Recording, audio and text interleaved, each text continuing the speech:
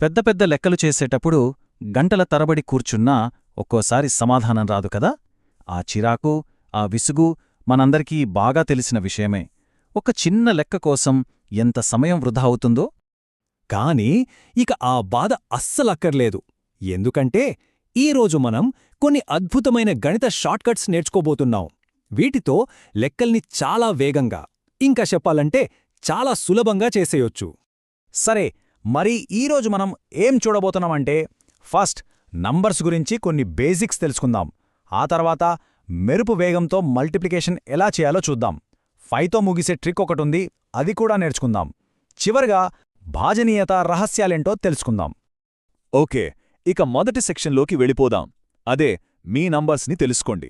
ఎందుకంటే ఏ షార్ట్కట్స్ అయినా సరే వాటిని సరిగ్గా వాడాలంటే ముందు మనకి బేసిక్స్ అనేవి చాలా పర్ఫెక్ట్గా తెలియాలి. ఇందులో ముందుగా వచ్చేవి న్యాచురల్ నంబర్స్, అంటే సహజ సంఖ్యలు. మనం మామూలుగా లెక్క పెట్టడానికి వాడతాం కదా, అవే 1, 2, 3 అలా వెళ్తూనే ఉంటాయి. చాలా సింపుల్ కదా. ఆ తర్వాత ప్రైమ్ నంబర్స్, అంటే ప్రధాన సంఖ్యలు. ఇవి కొంచెం స్పెషల్ అన్నమాట. ఎందుకంటే వీటిని 1తో ఇంకా అదే నంబర్తో తప్ప వేరే దేనితోనో భాగించలేం. ఉదాహరణకి 7 తీసుకోండి, దాన్ని 1తో 7తో మాత్రమే డివైడ్ చేయగలం, అంతే. ఫైనల్గా ఇంటీజర్స్, అంటే పూర్ణాంకాలు. ఇందులో మనం ఇందాక చెప్పుకున్న న్యాచురల్ నంబర్స్, వాటి నెగటివ్ నంబర్స్ అంటే -1, -2 అలా, ఇంకా 0 కూడా ఉంటాయి. సరే, ఈ బేసిక్స్ అనేవి మనం నేర్చుకోబోయే ట్రిక్స్కి ఒక ఫౌండేషన్ లాంటివి. ఓకే, ఇప్పుడు అందరూ వెయిట్ చేస్తున్న సెక్షన్కొచ్చేశాం.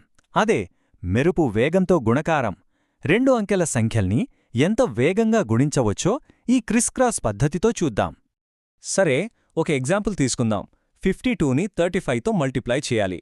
క్యాల్కులేటర్ వాడకుండా జస్ట్ కొన్ని సెకండ్లలోనే దీన్ని ఎలా చేయాలో చూద్దామా? ఈ పద్ధతిలో 3 సింపుల్ స్టెప్స్ ఉంటాయి. స్టెప్ 1, కుడివైపున ఉన్న నంబర్స్ని అంటే 2ని, 5ని నిలువుగా మల్టిప్లై చేయండి. 2 × 5 అంటే 10. సో 0 రాసి 1 క్యారీ చేయండి, సరేనా? స్టెప్ 2, ఇప్పుడు క్రాస్గా మల్టిప్లై చేసి కలపాలి. అంటే 5 × 5 + 3 × 2. దానికి మనం క్యారీ చేసిన 1 కూడా యాడ్ చేయాలి. మొత్తం 32. ఇప్పుడు 2 రాసి 3ని క్యారీ చేయండి. ఇక ఫైనల్ స్టెప్, ఎడమ వైపున ఉన్న నంబర్స్ని అంటే 5ని, 3ని నిలువుగా మల్టిప్లై చేసి క్యారీ చేసిన 3 కలపండి. సో 15 + 3 18. అంతే. ఇప్పుడు ఆ నంబర్స్ని వరుసగా రాస్తే మన ఆన్సర్ వచ్చేసింది 1820. చూసారా ఎంత ఫాస్ట్గా, ఎంత ఈజీగా అయిపోయిందో. ఇప్పుడు నెక్స్ట్ ట్రిక్కి వెళ్దాం. ఇది కూడా చాలా యూస్ఫుల్. 5తో ముగిసే నంబర్స్ని స్క్వేర్ చేయడానికి ఇదొక సూపర్ షార్ట్కట్. ఈ ట్రిక్ వెనుకొన్న రూల్ చాలా సింపుల్. ఏ నంబర్ అయితే 5తో ముగుస్తుందో దాని స్క్వేర్లో చివరి 2 అంకెలు ఎల్లప్పుడూ 25 ఉంటాయి. ఇదొక్కటి గుర్తుంచుకుంటే చాలు. ఒక ఎగ్జాంపుల్తో చూస్తే ఇంకా క్లియర్గా అర్థమవుతుంది. 65 స్క్వేర్ కనుక్కుందాం. స్టెప్ 1, 5కి ముందున్న నంబర్ అంటే 6ని తీసుకోండి. స్టెప్ 2, ఆ 6ని దాని తర్వాత వచ్చే నంబర్ అంటే 7తో మల్టిప్లై చేయండి. సో 6 × 7 అంటే 42. స్టెప్ 3, ఇప్పుడు ఆ వచ్చిన 42ని ఇందాక మనం అనుకున్న 25కి ముందు పెట్టేయండి. అంతే, అయిపోయింది. మన ఆన్సర్ 4225. ఎంత బాగుంది కదా ఈ ట్రిక్. 25, 35, 95 ఇలా 5తో ముగిసే ఏ నంబర్కైనా ఇది పనిచేస్తుంది. సరే, ఇప్పుడు మనం ఫైనల్ సెక్షన్కి వచ్చేశాం. అదే భాజనీయత రహస్యాలు. అంటే పెద్దగా భాగాహారం చేయకుండానే ఒక నంబర్ ఇంకో నంబర్తో డివైడ్ అవుతుందా లేదా అని ఎలా తెలుసుకోవాలో చూద్దాం. ఈ టేబుల్లో కొన్ని చాలా ఉపయోగపడే రూల్స్ ఉన్నాయి. ఫర్ ఎగ్జాంపుల్, ఒక నంబర్ 3తో డివైడ్ అవ్వాలంటే ఆ నంబర్లోని అంకెలన్నిటినీ కలిపితే వచ్చే మొత్తం 3తో డివైడ్ అవ్వాలి. సేమ్ రూల్ 9కి కూడా వర్తిస్తుంది. అంకెల మొత్తం 9తో డివైడ్ అవ్వాలి. ఇక 4కి, 8కి అయితే మనం మొత్తం నంబర్ చూడక్కర్లేదు. కేవలం చివరి 2 లేదా 3 అంకెలు చూస్తే చాలు. పెద్ద నంబర్స్తో డీల్ చేసేటప్పుడు ఇది చాలా టైం సేవ్ చేస్తుంది. సరే, ఇప్పుడొక ఫన్ ఛాలెంజ్.